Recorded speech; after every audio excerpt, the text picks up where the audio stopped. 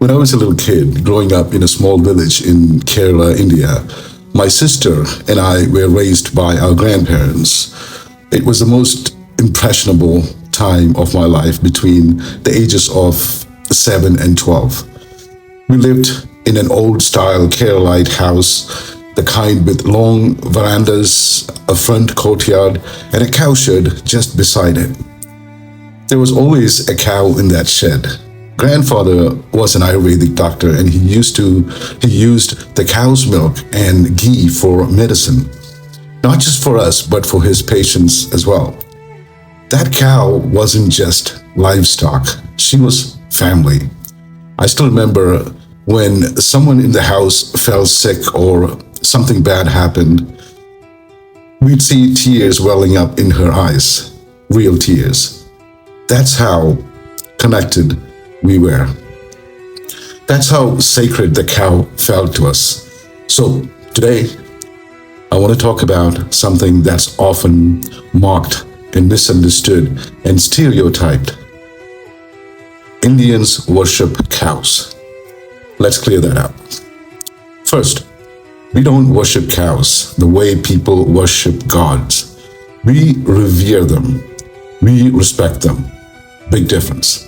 In Hinduism, the cow symbolizes motherhood, nourishment, and selfless giving.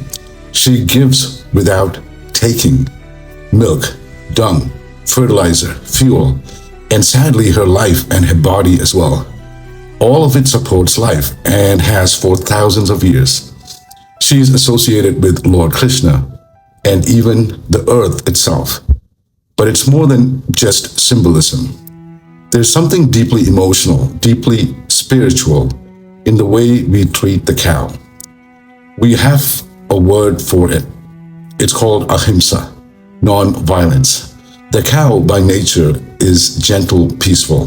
To harm her would be to betray the very value of compassion and coexistence. And that's why she is protected, not idealized, not worshipped like a deity, but honored. Now let's talk reincarnation. Some believe that being born as a cow is a high-status birth within the animal kingdom. In Hinduism, your next life depends on your karma, your action.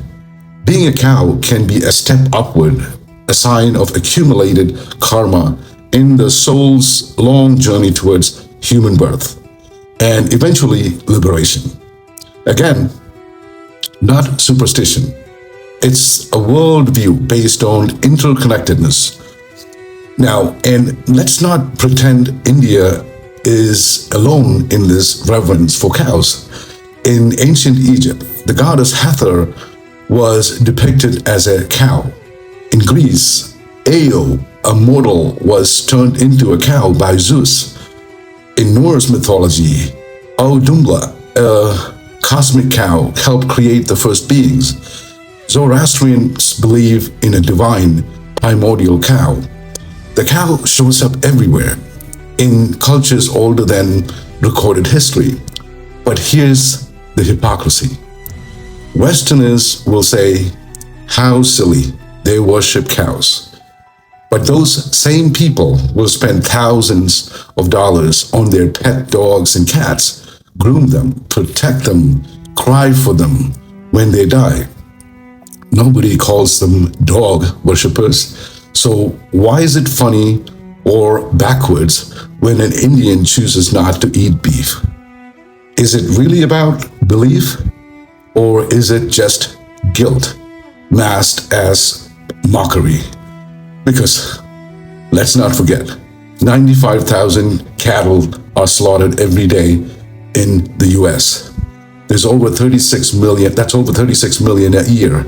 The average American eats about 60 pounds of beef annually. So maybe, just maybe, mocking Indians for cow worship is a defense mechanism. And look, I'm not preaching vegetarianism. I eat chicken and I eat fish. But I will always respect the cow because she gave me so much to me growing up. She gave medicine, she gave warmth, she gave love. So the next time someone mocks India, or laughs and says, "Oh, you cow worshippers." Just smile and say, "No, we don't worship cows. We honor life in all its forms." Because in a world that is obsessed with consumption, maybe reverence is the revolution that we have forgotten. This isn't about superstition. It's about soul. It's about recognizing the sacred in the simple, the divine in the gentle, the holy in what quietly gives without asking for anything in return.